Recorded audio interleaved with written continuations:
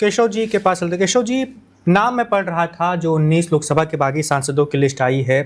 कई सारे नाम हैं जो बहुत हैरान कर रहे हैं। यूसुफ पठान क्रिकेटर थे, उनको अधीर रंजन चौधरी के खिलाफ लड़ाती है ममता, जीत भी जाती हैं। अबू ताहिर खान वो भी बहुत भरोसेमंद माने जाते थे। इसके अलावा सायोनी घोष जो अभी 1 महीने पहले ही चुनाव के दौरान बोल रही थी कि मैं राघव चड्ढा थोड़ी हूँ कि मैं उनकी तरह पलट जाऊंगी और पार्टी छोड़ दूंगी।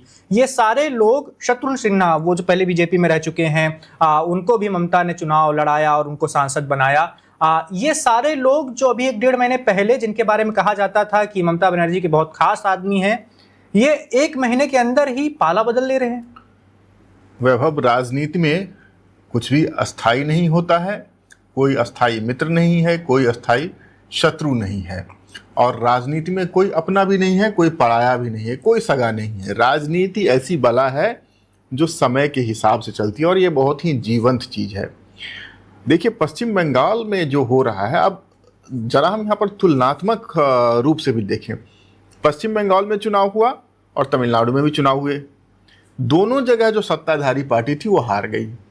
तमिलनाडु में डीएमके हार गई, स्टालिन की पार्टी विपक्ष में बैठी है, स्टालिन खुद भी हार गए जी। ममता बनर्जी, उनकी पार्टी भी हार गई और ममता बनर्जी खुद भी हार गई। अब सवाल है कि देखिए, डीएमके हार करके भी उसकी एक आवाज है, वो अपनी राजनीति कर रही है। और यहाँ तक कि जो सरकार बनी है तमिलनाडु में, वहां पर उसको विजय की पार्टी को बहुमत नहीं मिला। सरकार स्टालिन के रहमो करम पर चल रही है। उल्टा बंगाल में अगर हम देखें तो बंगाल में महीना नहीं पूरा हुआ और टीएमसी का कुनबा पूरी तरह से बिखर गया है। यहीं पर वैभव एक चीज आती है, राजनीति में विचारधारा। पॉलिटिक्स में भी आइडियोलॉजी की अपनी भूमिका होती है। और अगर तृणमूल कांग्रेस के नेताओं की फेहरिस्त आप देखेंगे, उस पर आप नजर डालेंगे, तो बहुत कम ऐसे चेहरे आपको मिलेंगे जो ममता बनर्जी की पॉलिटिक्स पर या फिर उनकी पॉलिटिकल आइडियोलॉजी पर भरोसा करके तृणमूल कांग्रेस में थे। इनफैक्ट ममता बनर्जी की भी पॉलिटिकल आइडियोलॉजी क्या थी? उनकी ऐसी कोई राष्ट्रवाद की विचारधारा जैसे भारतीय जनता पार्टी लेकर चलती है, वामपंथी पार्टियां वो अपने साम्यवाद की विचारधारा के साथ चलती हैं। समाजवादी विचारधारा की जो पार्टियां हैं, चाहे मुलायम सिंह जी की पार्टी हो, यूपी में लालू यादव की पार्टी हो, बिहार में या फिर अन्य प्रदेशों में भी, तो उनकी एक विचारधारा रहती है। चुनाव हारते हैं, कुछ लोगों का इधर से आना उधर तक को जाना, ये सब चलता रहता है। लेकिन एक साथ पार्टी इस लेवल तक टूट जाए, अब समझिए कि कहा जा रहा है कि 64 विधायक उनके टूटकर अलग हो रहे हैं। लोकसभा में उनके 28 सांसद हैं, उसमें से 19 सांसद जा रहे हैं भारतीय जनता पार्टी की अगुवाई वाली सरकार को समर्थन करने के लिए। तो उनके पास बचा क्या रह जाता है? यहीं पर वो विचारधारा एक ऐसा तत्व है, एक ऐसा एडहेसिव फैक्टर है जो चीजों को जोड़ कर रखता है। देखिए, भारतीय जनता पार्टी कितने लंबे दिनों तक विपक्ष में रही है। 2-2 बार यूपीए की सरकार रही। इंडिया साइनिंग के बाद भारतीय जनता पार्टी हारी थी। पार्टी उस तरह से बिखरती नहीं है क्योंकि उसके कार्यकर्ता जो हैं वो किसी न किसी विचारधारा से जुड़े हुए हैं, उस विचारधारा के साथ वो खड़े रहते हैं। कांग्रेस का इतना बुरा हश्र हुआ, लेकिन इतनी बड़ी फूट कांग्रेस में नहीं हुई क्योंकि वो अपने उनकी जो एक क्या कह सकते हैं, गांधीयन पॉलिटिक्स है, एक नेहरूवियन पॉलिटिक्स है, उसको लेकर के वो चलते हैं। मध्यम मार्ग को लेकर चलते हैं, ना राइट ना लेफ्ट, कह सकते हैं लेफ्ट टू द सेंटर। उनकी जो पॉलिटिकल आइडियोलॉजी है उसके साथ वो खड़े रहते हैं। हाँ, महत्वाकांक्षा वहाँ भी होती है, पदों की लालच वहाँ भी होती है, तो लोग इधर से उधर थोड़ा होते हैं, लेकिन ये इस तरह से कुनबा उनका नहीं बिखरता है। मुलायम सिंह यादव की पार्टी को देख लीजिए, 10 सालों से सत्ता से बाहर हैं। अब 10 साल पूरे होने वाले हैं, 9 साल तो उनके पूरे हो गए उत्तर प्रदेश से, लेकिन फिर भी अखिलेश यादव के साथ उनकी पार्टी खड़ी है, उनके नेता बने हुए हैं, उनके साथ वोट बैंक बना हुआ है। पश्चिम बंगाल में ये सिर्फ ममता बनर्जी के साथ नहीं हो रहा है। ममता बनर्जी की दुर्बलता ये थी कि उनकी जो पूरी टीएमसी की राजनीतिक यात्रा है वो सत्ता विरोध पर टिकी हुई थी। वो सत्ता से उखाड़ फेंकने के लिए, एक पार्टी जो वर्षों से, दशकों से वहां पर सत्ता में रहती है, तो वो अलोकप्रिय हो ही जाती है। वही चीज इस बार टीएमसी के साथ भी हुआ। लेकिन जो वामपंथी शासन था अलोकप्रिय हुआ उसको सत्ता से उखाड़ फेंकने का उनका जो आंदोलन था वही पार्टी का रूप लिया। पहले कांग्रेस में थी, फिर कांग्रेस में उनकी दाल नहीं गली, उनकी आंदोलन की आवाज मुखर नहीं हो पा रही थी, फिर वो अपनी पार्टी बनाती हैं, फिर नंदीग्राम और सिंगूर होता है, और फिर ममता बनर्जी का एक छत्र राज रहता है 15 सालों तक। लेकिन इसमें विचारधारा कहीं नहीं रहती। तुष्टीकरण और विचारधारा में अंतर को समझना पड़ेगा। अब जब तक वो तुष्टीकरण करने लायक थी तब तक वो तबका भी उनके साथ था। अभी उस तबके को ही समझ में आ रहा है कि अब इनके पास कुछ बचा नहीं है, तो फिर यहाँ पर खड़े रहने में भी क्या ही लाभ हो सकता है। देखिए, फिरहाद हकीम जैसे लोगों के बारे में कहा जा रहा है कि वो भी बागी गुट के साथ जा सकते हैं। बहुत सारे नाम हैं इस लिस्ट में। यूसुफ पठान का जिक्र आपने किया, तो सांसदों की फहरिस्त में उनका भी नाम है। अब रही बात पश्चिम बंगाल के राजनीतिक चरित्र को, मैंने कई बार कहा, यह समझना पड़ेगा। कांग्रेस का समय था, सब लोग कांग्रेस में थे, वामपंथी धारा था लेकिन बहुत छोटा था जी। वो भी इसलिए था क्योंकि वामपंथ की एक विचारधारा उस समय में आज की तरह अप्रासंगिक नहीं हुई थी, खासकर बंगाल के परिप्रेक्ष्य में।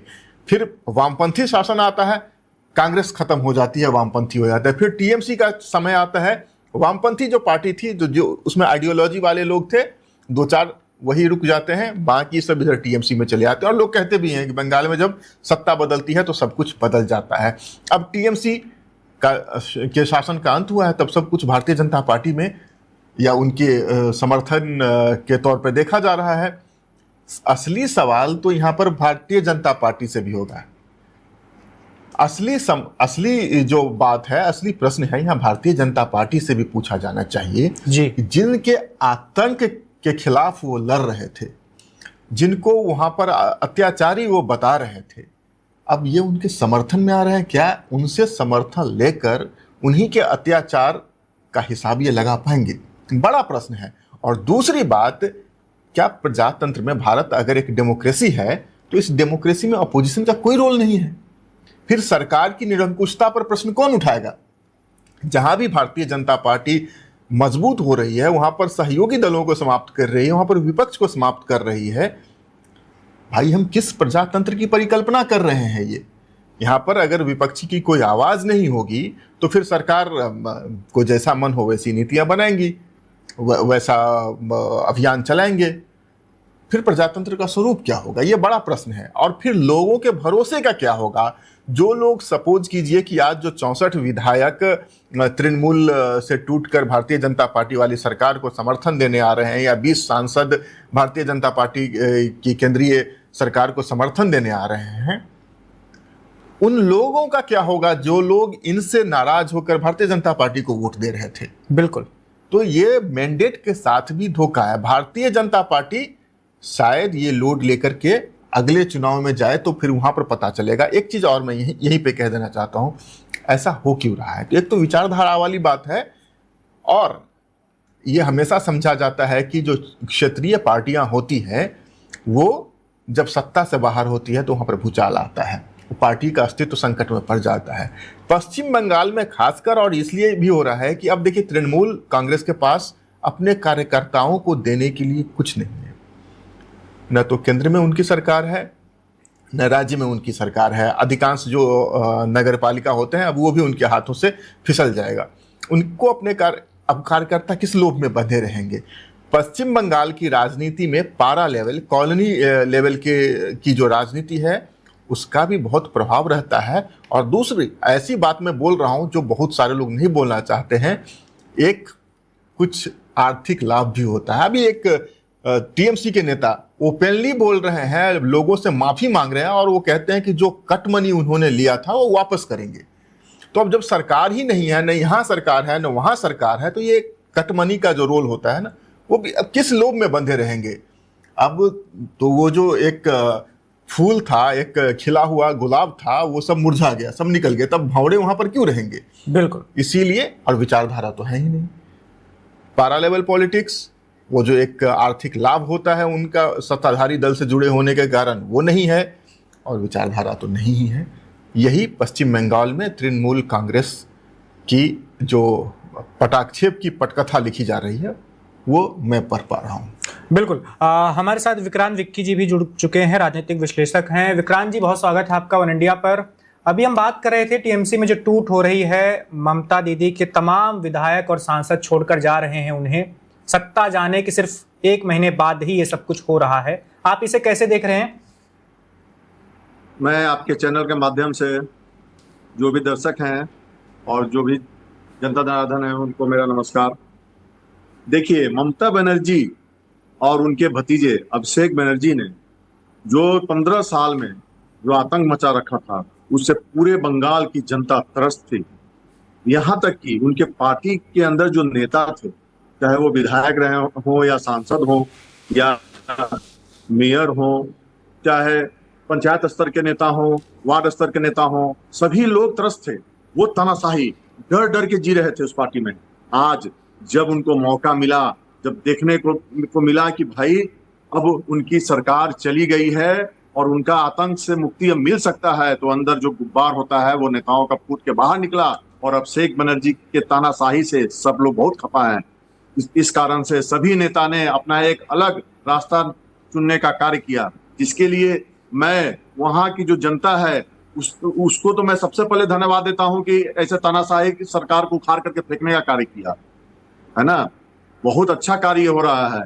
ममता बनर्जी का आतंक वहां से खत्म हो गया, जिसके लिए मैं वहां के तमाम जनता और जो नेता हैं, जो बागी नेता है टीएमसी के, वो बहुत अच्छा कार्य कर रहे हैं। ऐसे लोगों कैसे को अच्छा कार्य करें विक्रांत जी? अभी जैसे केशव जी बता रहे थे कि ममता दीदी की सरकार थी, जिस आतंक की आप बात कर रहे हैं, वो आतंक तो यही सारे सांसद, यही सारे विधायक तो उसमें शामिल रहे होंगे।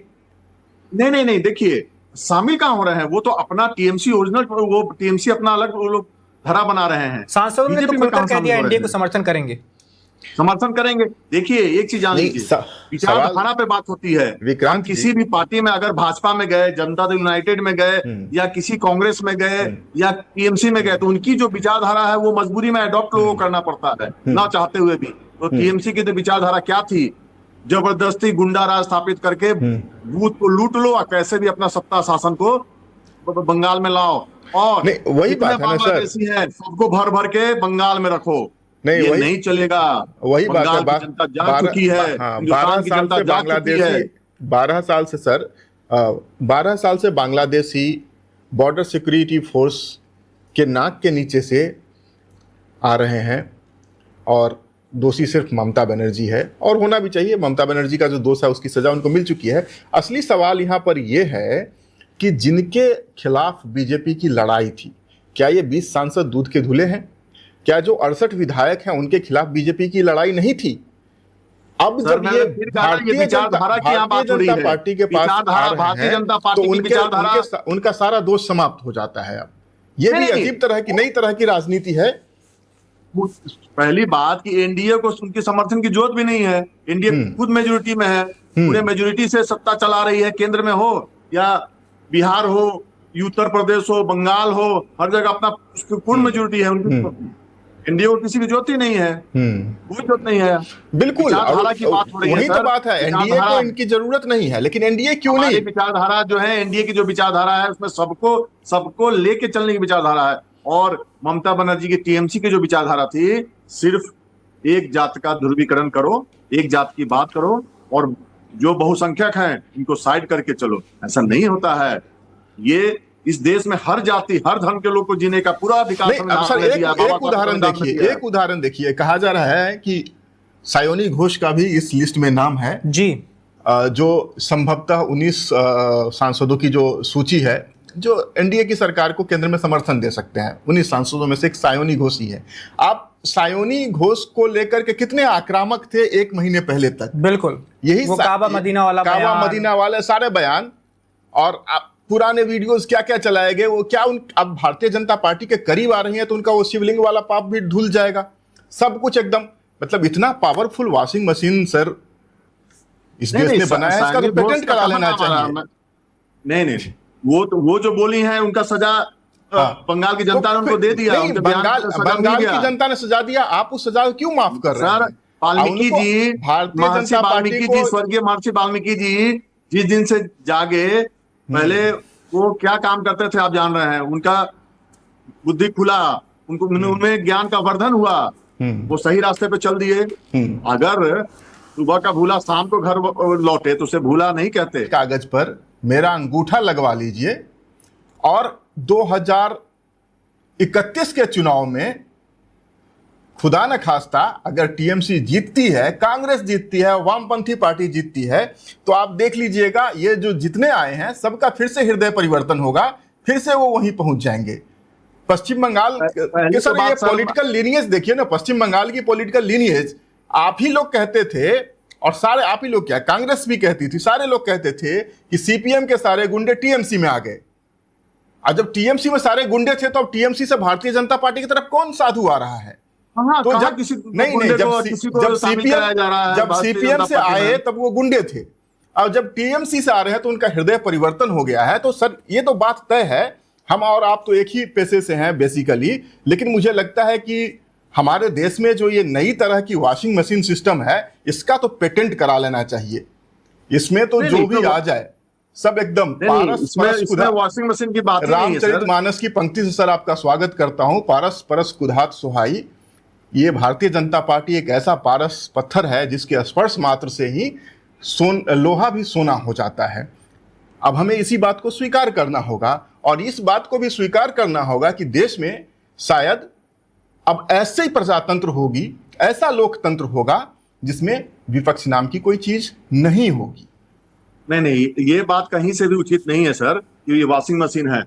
मैं फिर आपको कह रहा हूं, विचारधारा की बात होती है। अगर हमारी विचारधारा अगर मेरा दिमाग खुला भाई नहीं, चलो मैंने मुझसे जानबूझकर इन लोगों ने टीएमसी के शीर्ष नेताओं ने मेरे से गलत करवाया भाई, अब मुझको माफ करिए। Subscribe to One India and never miss an update. Download the One India app now.